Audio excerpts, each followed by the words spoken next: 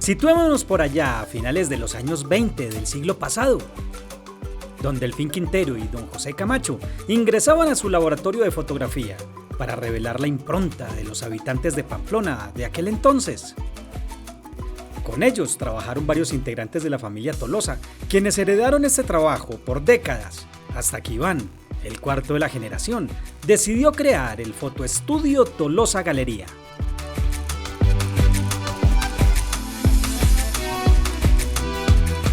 Es como el rescate de una tradición fotográfica familiar que empezó con mi abuelo, después continuó con mi tío, que fue quien llevó como a un alto nombre pues como la fotografía con el estudio, y en la parte inferior izquierda está mi papá, que fue como el último que retomó eso como en el año 2010. Inicialmente, el abuelo, Pedro Tolosa, se encargaba de un trabajo que hoy sería comparado con el Photoshop. Le elaboraba un trabajo que se llama el retoque, que es una técnica de modificación de negativos para obtener una mejor fotografía. Luego lo hizo su tío, Pedro Armando Tolosa, quien además tomaba las fotos. Y por último, su padre, Adolfo Ángel Tolosa. Como en el año 1947 continuó mi tío, ya que mi abuelo tuvo que salir de Pamplona por algunos problemas, digamos así, de índole político en esa época. Entonces él tuvo que irse de Pamplona y mi tío continuó entonces con el estudio en esos años y tomó fotografías alrededor de 65 años. ¿Cierto? Fue toda una vida, porque él muy joven, estando en el 47 muy joven, y fue prácticamente toda una vida de la fotografía. Ocurre en muchas familias que las generaciones posteriores desconocen lo que hacían sus padres y abuelos, y esto fue lo que le sucedió a Iván, cuando heredó todo el archivo y empezó a pensar qué hacer con él. Pues obviamente muchas generaciones de pamploneses pasaron por sus lentes y todo eso está plasmado en las fotografías. Entonces, en las exposiciones que hicimos, ahí me pude dar cuenta hacia dónde trascendió como toda esa fotografía que hizo mi tío.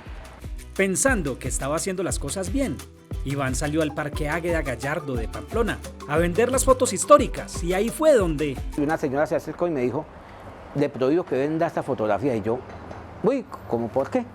Y entonces ella me dijo, porque es que esto es un patrimonio del pueblo y usted está vendiendo eso. Entonces me invitó a Cúcuta, al Instituto de Cultura, estuvimos hablando más o menos una semana sobre todo eso. Y entonces una parte que sí le entendí es que, digamos, las fotografías, muchas que tengo yo aquí en papel, pues ya son fotografías que tienen 80 o más años.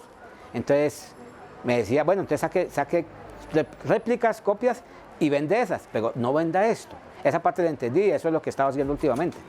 Y desde entonces vende las réplicas, pero también decidió poner a disposición del público su galería con la historia fotográfica de esta población norte santanderiana.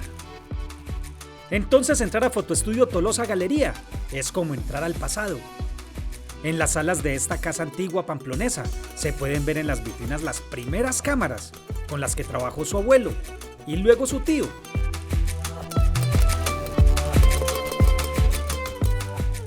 En las paredes se puede ver la cotidianidad de mediados del siglo pasado. Las fotos en blanco y negro que Tolosa le ponía color a falta de las cámaras que dieran otras tonalidades. Enseres de época y fotos, muchas fotos, muchas de ellas de primeras comuniones y matrimonios. Pasó un abuelito, póngale casi 90 años, iba como con la familia, hijos, nietos. Se señala una fotografía y me dice, ¡ay, esta es Pachita! O sea, Pachita era la esposa de él. Entonces, un matrimonio de más de como casi 70 años.